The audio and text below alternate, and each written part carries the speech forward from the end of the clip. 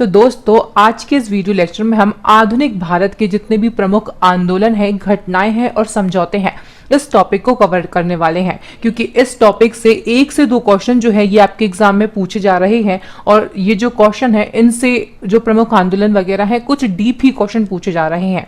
तो इस टॉपिक से बनने वाले ऐसे सभी इंपॉर्टेंट क्वेश्चन को मैंने इस वीडियो लेक्चर में कवर किया है और सभी क्वेश्चन को दोस्तों हम डिस्कस करने वाले हैं डिटेल में विद एक्स्ट्रा फैक्ट के साथ में। आधुनिक भारत यानी यहाँ पर दोस्तों हम 1885 से लेकर 1951 तक के जितने भी इंपॉर्टेंट आंदोलन वगैरह हैं, जितनी प्रमुख घटनाएं हैं, जितने समझौते हैं, उन सभी को डिस्कस करने वाले हैं और उन सभी से रिलेटेड इंपॉर्टेंट फैक्ट को भी हम इस वीडियो लेक्चर में कवर करेंगे।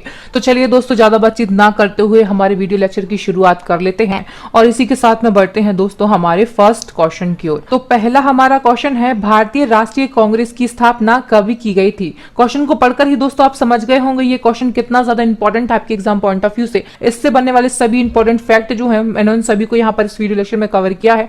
आप चाहें तो वीडियो को पॉज करके उन सभी को नोट डाउन कर सकते हैं या फिर स्क्रीनशॉट भी ले सकते हैं।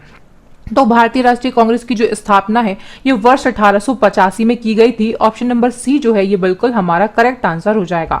इससे जुड़े हुए सभी इंपॉर्टेंट फैक्ट को हम यहाँ पर कवर करेंगे। भारतीय राष्ट्रीय कांग्रेस इसकी स्थापना कब की गई थी, तो 28 दिसंबर 1885 को की गई थी। किस स्थान पर की गई थी, तो गोकुल दास तेजपाल संस्कृत विद्यालय जो कि मुंबई में है, यहाँ पर इस स्थान पर इसकी स्थापना की गई थी। संस्थापक कौन थे, तो A.O. ह्यूम जो है, जिनका पूरा नाम है एलन ऑक्टेवियो ह्यूम, इनके द्वारा इसकी स्थापना की गई थी। ये इसके संस्थापक है। उस समय वायसराय कौन थे, ये क्वेश्चन कई बार एग्जाम में पूछा गया है। तो लॉर्ड डफरिन जो है ये उस समय वायसराय थे जब कांग्रेस की स्थापना की गई थी। प्रथम अध्यक्ष कौन थे, तो ये व्योमेश चंद्र बनर्जी थे। प्रथम मुस्लिम अध्यक्ष की अगर हम बात करते हैं तो बदरुद्दीन तैयबजी थे और प्रथम महिला अध्यक्ष कौन थी, तो ये एनी बेसेंट थी। और भी इंपॉर्टेंट फैक्ट है, ये एग्जाम में पूछा जा सकता है कि प्रथम भारतीय महिला अध्यक्ष कौन थी, तो ये सरोजनी नायडू थी। दोनों में आपको कंफ्यूज नहीं होना है। यहाँ पर हम प्रथम महिला अध्यक्ष की बात कर रहे हैं जो कि एनी बेसेंट थी और यहाँ पर हम प्रथम भारतीय महिला अध्यक्ष की बात कर रहे हैं जो कि सरोजनी नायडू थी। ये जितने भी फैक्ट हैं एग्जाम में कई बार पूछे गए हैं। क्वेश्चन है, होम रूल आंदोलन की शुरुआत किसने की थी, तो यहाँ पर बात होम रूल आंदोलन की हो रही है। तो इसकी जो शुरुआत है ये बाल गंगाधर तिलक और एनी बेसेंट के द्वारा की गई थी। इसी के साथ में ऑप्शन नंबर बी जो है ये बिल्कुल हमारा करेक्ट आंसर हो जाएगा। क्वेश्चन जो है ये काफी ज्यादा इंपॉर्टेंट है आपके एग्जाम पॉइंट ऑफ व्यू से। इंपॉर्टेंट फैक्ट को हम यहाँ पर कवर करेंगे। तो होम रूल आंदोलन जो है ये आयरलैंड के होम रूल आंदोलन से प्रभावित था। ये क्वेश्चन एग्जाम में कई बार पूछा गया है कि भारत का जो होम रूल आंदोलन है ये किस देश के होम रूल आंदोलन से प्रभावित था, तो वहां पर आपका आंसर होगा आयरलैंड। ये जो आंदोलन की शुरुआत कब की गई थी, तो 1916 में, और किसके द्वारा, तो बाल गंगाधर तिलक और एनी बेसेंट के द्वारा इसकी शुरुआत की गई थी। एग्जाम में क्वेश्चन पूछा जा सकता है कि बेलगांव होम रूल लीग जो है इसकी स्थापना किसने की थी, तो बाल गंगाधर तिलक के द्वारा की गई थी। और मद्रास में होम रूल लीग की स्थापना जो है ये एनी बेसेंट के द्वारा की गई थी। ये जितने भी फैक्ट हैं कई बार एग्जाम में पूछे गए हैं, आपके एग्जाम पॉइंट ऑफ व्यू से बेहद ही महत्वपूर्ण है और इस टॉपिक से क्वेश्चन जो है ये एग्जाम में पूछे जा रहे हैं। नेक्स्ट हमारा क्वेश्चन है, काला कानून के नाम से प्रसिद्ध एक्ट कौन सा है, तो यहाँ पर काले कानून की बात हो रही है। ये रूलेट एक्ट को कहा जाता है। ऑप्शन नंबर डी जो है ये इसी के साथ में बिल्कुल हमारा करेक्ट आंसर हो जाएगा। तो रूलेट एक्ट है, भारतीयों के द्वारा इस एक्ट को काला कानून कहा गया था। चलिए इससे जुड़े हुए इंपॉर्टेंट फैक्ट को हम यहाँ पर कवर करेंगे। तो जो रूलेट एक्ट है इसको मार्च 1919 में अंग्रेजों ने भारत में उभर रहे राष्ट्रीय आंदोलन को कुचलने के लिए ये जो कानून है ये बनाया था। और रूलेट एक्ट जो है आपको डेट याद रखनी है कब लागू किया गया था, तो 21 मार्च 1919 को लागू किया गया था।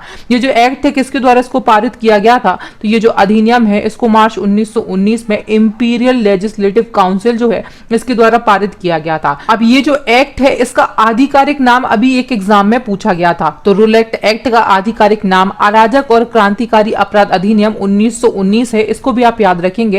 ये जो एक्ट है इसको बिना वकील, बिना अपील और बिना दलील का कानून भी कहा जाता है। एग्जाम में कई बार क्वेश्चन पूछा गया है, इसको आप नोट डाउन कर लीजिए। और दोस्तों ये जो एक्ट है सबसे पहले इसके लिए इसको गिरफ्तार किया गया था। तो इस एक्ट के तहत सबसे पहले 10 अप्रैल 1919 को पंजाब के 2 लोकप्रिय नेता थे, डॉक्टर डॉक्टर सत्यपाल और सैफुद्दीन किचलू, इनको पुलिस ने गिरफ्तार कर लिया था। सबसे पहले इन दोनों की ही गिरफ्तारी हुई थी। आपको अपना जो कॉन्सेप्ट है ये बिल्कुल क्लियर करके चलना है, और आपके एग्जाम में सीधा फैक्चुअल डाटा पूछा जाता है, तो इन सभी को आप नोट डाउन कर सकते हैं। नेक्स्ट हमारा क्वेश्चन जो है ये प्रीवियस क्वेश्चन से रिलेट करता है, रोलेट एक्ट के बारे में है।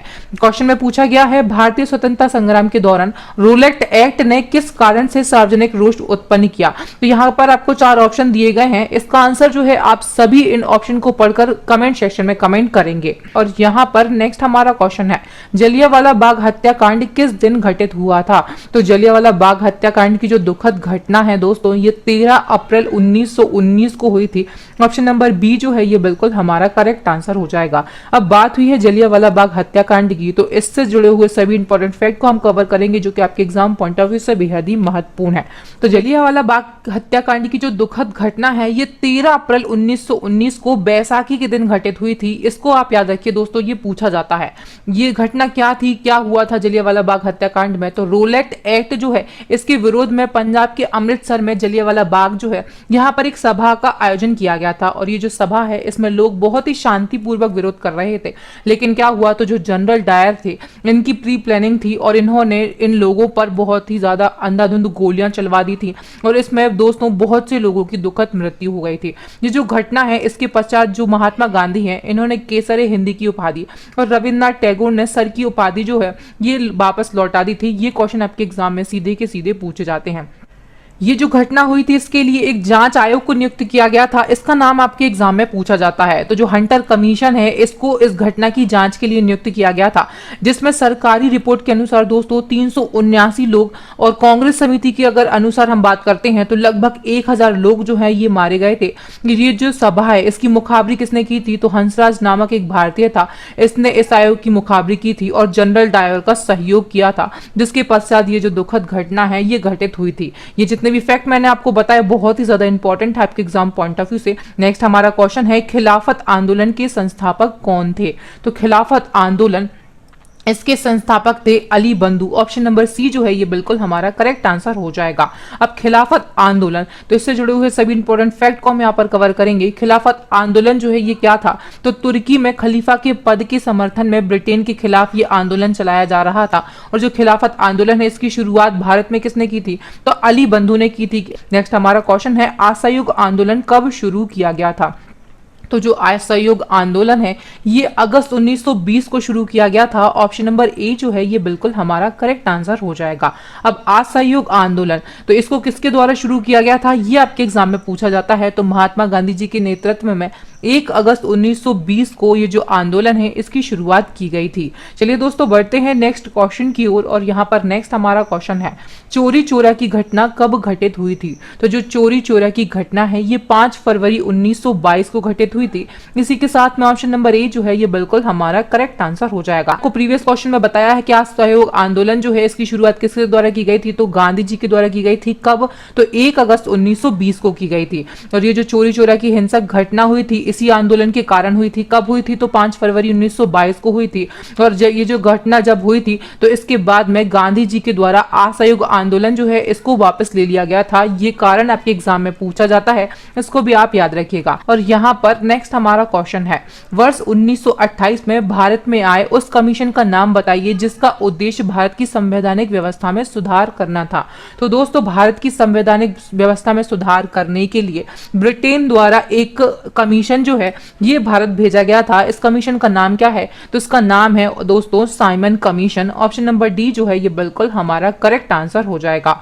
इससे जुड़े हुए इंपॉर्टेंट फैक्ट को हम यहाँ पर कवर करेंगे। तो जो साइमन कमीशन है इसकी नियुक्ति ब्रिटिश प्रधानमंत्री द्वारा वर्ष 1927 में सर साइमन के नेतृत्व में की गई थी, इसीलिए इस कमीशन का नाम साइमन कमीशन रखा गया था। इस कमीशन में 7 सदस्य थे और ये जो कमीशन है ये वर्ष 1928 में भारत आया था। इसका मुख्य कार्य क्या था, तो भारत की संवैधानिक व्यवस्था में सुधार करना इसका मुख्य यानी कि मेन वर्क था। तो ये जो साइमन कमीशन है इसमें कोई भी भारतीय सदस्य नहीं था, इसलिए भारतीयों ने इसका बहुत ही ज्यादा बढ़ चढ़कर विरोध किया था और इस कमीशन को दोस्तों व्हाइट कमीशन कहा गया भारतीयों के द्वारा।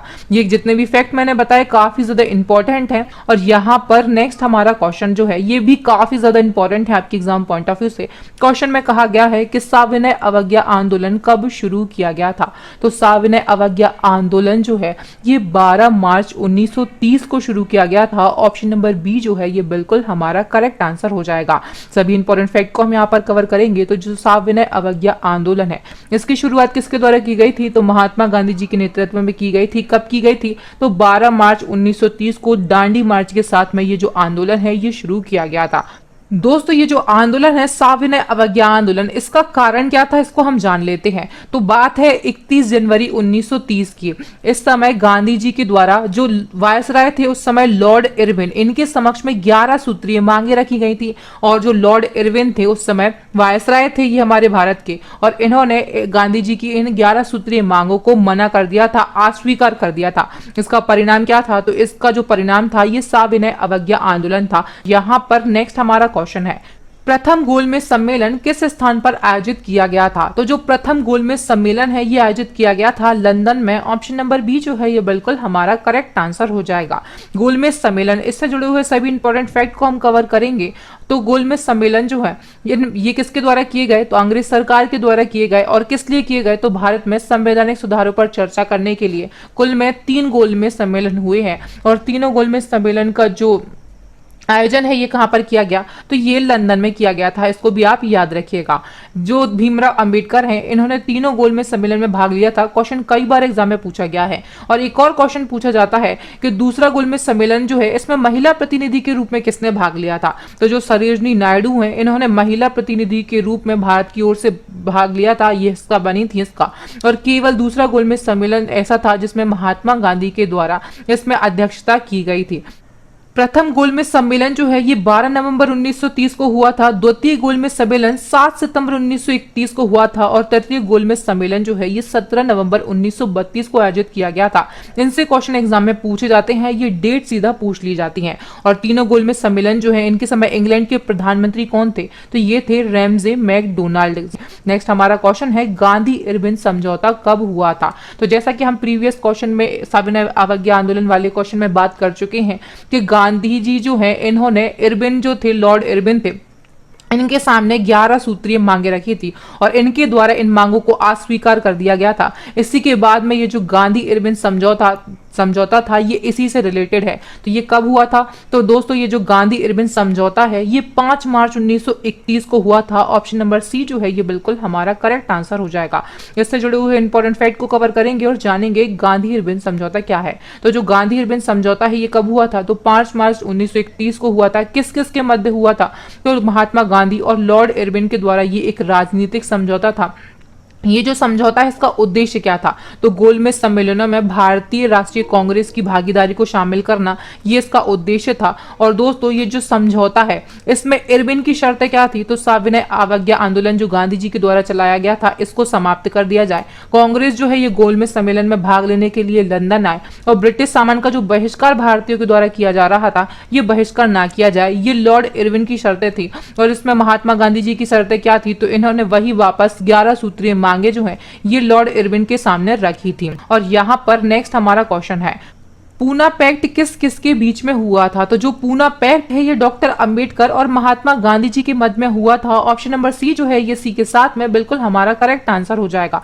इंपॉर्टेंट फैक्ट को हम यहाँ पर कवर करेंगे। तो पूना पैक्ट, तो ये जो समझौता है पूना पैक्ट जो है ये कहां पर हुआ था। तो पुणे की यरवदा सेंट्रल जेल में हुआ था। कब हुआ था। तो 24 सितंबर 1932 को हुआ था। किस किस के मध्य में हुआ था। तो ये हम क्वेश्चन में ही जान चुके हैं। ये जो समझौता है ये डॉक्टर भीमराव अंबेडकर और गांधी जी के बीच में हुआ था। अब ये जेल की बात यहाँ पर क्यों की गई है, जेल में क्यों हुआ था ये समझौता, इसका हम कारण जान लेते हैं। तो गांधी जी द्वारा जो सविनय अवज्ञा आंदोलन है इसको वापस नहीं लिया गया था। ये आंदोलन चलाया जा रहा था। और इसी के संदर्भ में जो ब्रिटिश सरकार है उसने गांधी जी को हिरासत में लिया और पुणे की यरवदा जेल में उनको रखा गया था। अब ये समझौता किस किस के मध्य में हुआ।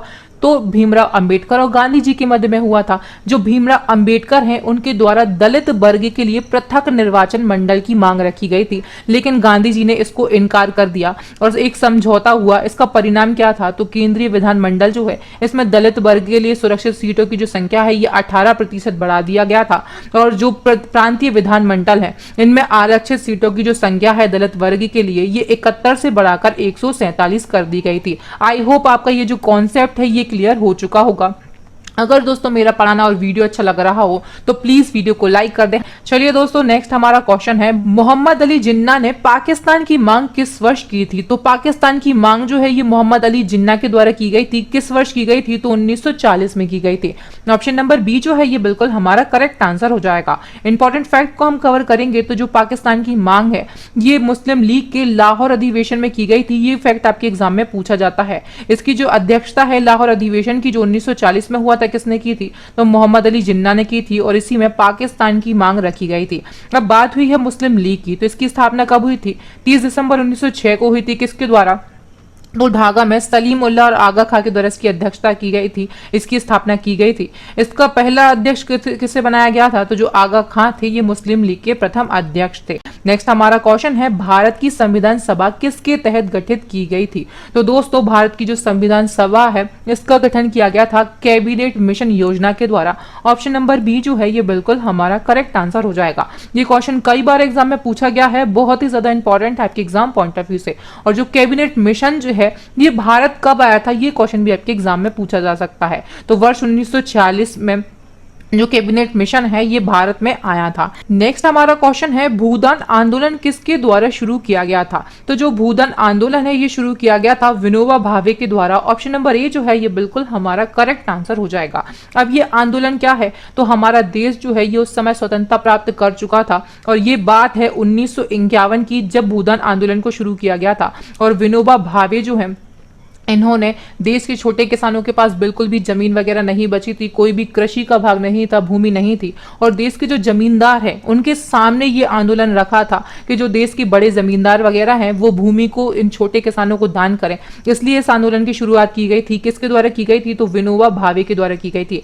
इस आंदोलन के बाद में दोस्तों देश के बहुत से जो जमींदार थे उन्होंने भूमि का दान किया, और सबसे पहले रामचंद्र रेड्डी जो है इन्होंने सबसे पहले भूमि को दान में दिया था। दोस्तों बढ़ते हैं नेक्स्ट एंड लास्ट क्वेश्चन की ओर, जो कि आप सभी के लिए चैलेंजिंग क्वेश्चन है। ये जो क्वेश्चन है ये मेरी प्रीवियस वीडियो जो लास्ट 6 मंथ की वीडियो है उससे लिया गया है। अगर आपने वीडियो को नहीं देखा है तो आप हमारी प्लेलिस्ट में जाकर उस वीडियो को देख सकते हैं। और क्वेश्चन में कहा गया है कि औद्योगिक डिकार्बनाइजेशन शिखर सम्मेलन का उद्घाटन कहां पर किया गया था? तो ये जो शिखर सम्मेलन का उद्घाटन है इससे जुड़े हुए इंपॉर्टेंट फैक्ट को भी आप वहां पर कमेंट सेक्शन में कमेंट कर सकते हैं। चलिए दोस्तों, वीडियो को देखने के लिए आप सभी का बहुत बहुत धन्यवाद। अगर वीडियो अच्छा लगा हो तो प्लीज वीडियो को लाइक करें, से ज्यादा से ज्यादा शेयर करें। अभी तक आपने हमारे चैनल को सब्सक्राइब नहीं किया है तो प्लीज चैनल को सब्सक्राइब कर लें, साथ ही बेल आइकन पर जरूर क्लिक करें ताकि हमारे आने वाले वीडियोस के जो नोटिफिकेशन है वो टाइम टू टाइम और सबसे पहले आप सभी को मिल सके। मोर वीडियोस के लिए, इसी तरीके की इन्फॉर्मेटिव वीडियोस के लिए दोस्तों आप हमारी प्लेलिस्ट को भी विजिट करें। थैंक यू फ्रेंड्स, मिलते हैं नेक्स्ट वीडियो में। तब तक के लिए आप सभी का बहुत बहुत धन्यवाद।